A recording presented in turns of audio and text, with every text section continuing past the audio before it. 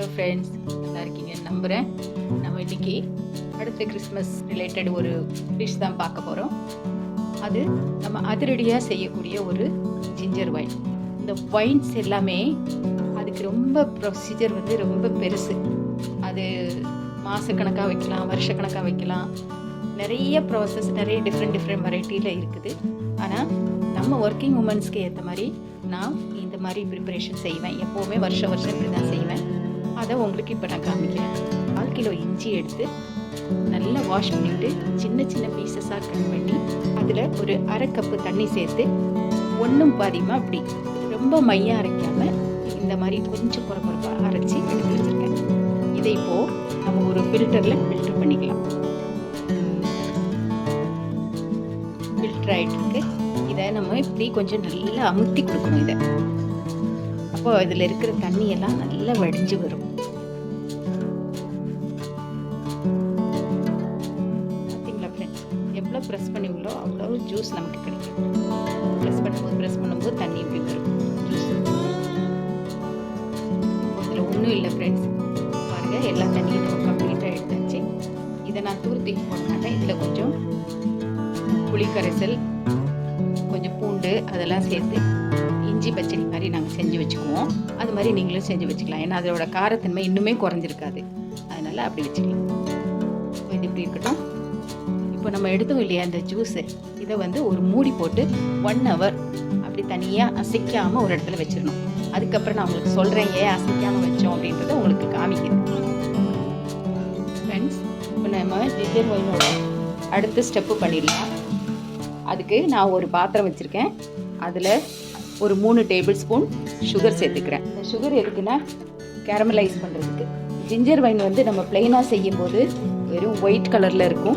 நம்ம கேரமலைஸ் பண்ணும்போது அதுக்கு ஒரு கலர் கொடுக்கும். அது லோ ஃப்ளேமில் ஒரு 3 டேபிள் ஸ்பூன் சுகர் போட்டுட்டு அது நல்லா இறக்கி கொடுக்கணும். நம்ம அடி மட்டும் பிடிச்சிடாம, அதாவது கருகாமல் பார்த்துக்கணும். அவ்வளோதான். இப்படி இலக்கி மட்டும் கொடுத்தா போதும்.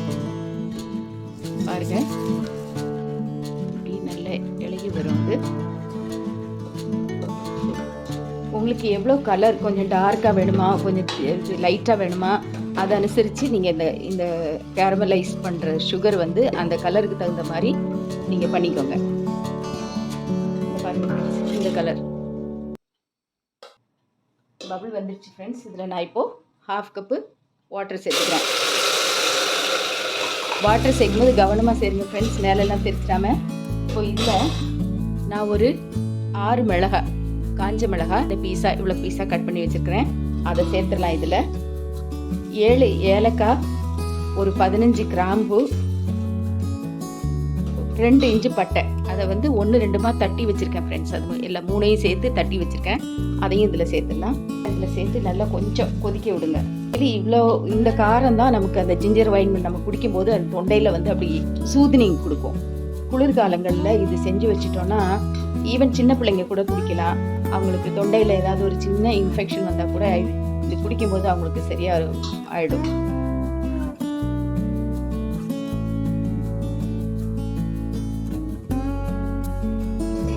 நான் ஒரு 750 ml தண்ணி சேர்க்குறேன்.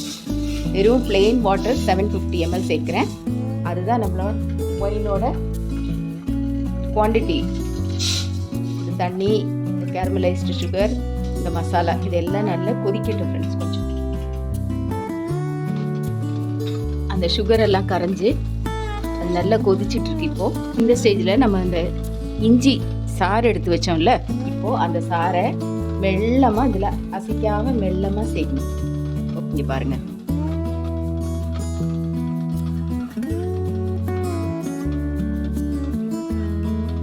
போதும், இவ்வளோதான். பாத்திரத்தில் அடியில் தெரியுதா ஃப்ரெண்ட்ஸ், வெள்ளையாக ஒரு டெபாசிட் இதை இருக்கும். இங்கே பாருங்கள் இருக்கும். இதுக்கு தான் நான் சொன்னது, பாத்திரத்தை அசைக்காமல் ஒரு இடத்துல வச்சிடணும்.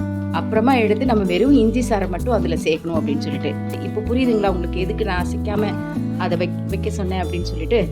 ஓகே ஃப்ரெண்ட்ஸ், இப்போது இதை நல்லா கிண்டி கொடுத்துடலாம். இது எல்லாம் சேர்த்தாச்சு. இப்போது இதை மீடியம் ஃப்ளேமில் 15 to 20 minutes கொதிக்க விடணும். கம்ப்ளீட்டாக மூடிடாதீங்க, ஏன்னா இது பொங்கி வரும். மீடியம் ஃப்ளேமில் 15 to 20 minutes அப்படியே வச்சுக்கோங்க. நல்லா கொதிக்கட்டும் ஃப்ரெண்ட்ஸ்.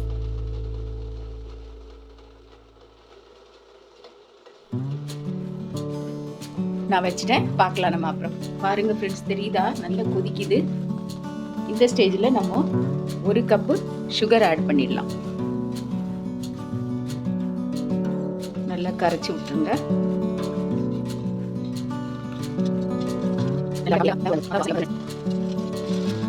இப்போ இதுவும் நல்லா கொதிக்கட்டும் ஃப்ரெண்ட்ஸ். இப்போ பாருங்கள், ஒரு 15 to 20 மினிட்ஸ் கிட்ட ஆயிடுச்சு. மீடியம் ஃப்ளேமில் வச்சு நம்ம இப்படி பண்ணிட்டோம்.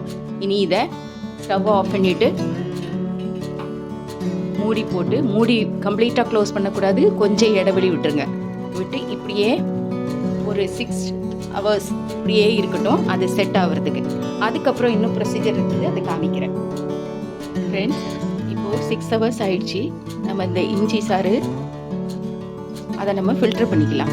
ஒரு ஃப்ரெண்ட்ஸ், இப்போ அந்த தண்ணி மட்டும்தான் இருக்குது. இதை நான் ஃபில்டர் பண்ணி எடுத்துட்டேன். நான் 2 லைமோட ஜூஸ் எடுத்து வச்சுருக்கேன் ஃப்ரெண்ட்ஸ். இதை நம்ம இதில் சேர்த்துடலாம். இது எதுக்குன்னா, ஜிஞ்சர் ஒயின் வந்து எல்லா ஒயினுமே நார்மலி அது வந்து அது கொஞ்சம் ஒரு டேஸ்ட். சில பேர் சிட்ரிக் ஆசிடு, ஈஸ்ட்டு அதெல்லாம் சேர்ப்பாங்க. ஆனால் நான் வந்து லைம் ஜூஸ் சேர்க்குறேன் இதில். இந்த ஸ்டேஜில் இப்போ நீங்கள் லைம் ஊற்றிருக்கீங்க இல்லையா, ஜூஸ் ஊற்றிருக்கீங்க இல்லையா, இப்போ உங்கள் புளிப்பு இனிப்பு அதெல்லாம் செக் பண்ணிவிட்டு ஒரு மூடி போட்டு ஓவர் நைட், அதாவது ஒரு அட்லீஸ்ட் ஒரு 12 hours இதை அசைக்காமல் ஒரு இடத்துல வச்சிடணும். அதுக்கப்புறம் நம்ம அதை ஃபில்டர் பண்ணி பாட்டில்களில் எடுத்து வைக்க போகிறோம். ஓகே ஃப்ரெண்ட்ஸ், நம்ம அப்புறம் 12 hours அப்புறம் ஃப்ரெண்ட்ஸ், இப்போ ஓவர் நைட் முடிச்சு காலையில் ஆயிடுச்சு. இப்போ இதை எடுத்து நம்ம ஃபில்டர் பண்ணிடலாம். இதை சர்வ் பண்ணுற ஜக்கில் ஒரு ஃபில்டர் வச்சுட்டு திரும்பியும் நான் இதை ஃபில்டர் பண்ணுறேன். பாருங்கள் எவ்வளோ கிளியராக இருக்குதுன்னு நம்மளோட ஒயின், ஜிஞ்சர் ஒயின். இந்த கேரமலைஸ் பண்ணதுனால இதோட கலர் வந்து எப்படி இருக்குது. உங்களுக்கு எப்போ தோணுதோ அந்த செடிமெண்ட்ஸ் எல்லாம் வர ஆரம்பிக்குதுன்னு, அப்போ நீங்கள் அதை விட்டுருங்க, ஃபில்டர் பண்ணுறதை விட்டுருங்க. கொஞ்சம் நேரம் திரும்ப வையுங்க, திரும்ப அது செட்டில் ஆகும். திரும்ப நீங்கள் ஃபில்டர் பண்ணி எடுத்துக்கோங்க. இப்போ ஃபில்டர் பண்ணியாச்சு ஃப்ரெண்ட்ஸ். உங்களுக்கு ஒரு சின்ன டிப்ஸ் சொல்லித்தரேன். நிறைய பேர் அவங்க ஒயின் செய்யும்போது அதில் சிட்ரிக் ஆசிட் சேர்ப்பாங்க, ப்ரிசர்வேட்டிவாக. ஆனால் நான் ஒரு 5 to 10 ml பிராண்டி வந்து இதில் ப்ரிசர்வேட்டிவாக கலக்கிறேன்.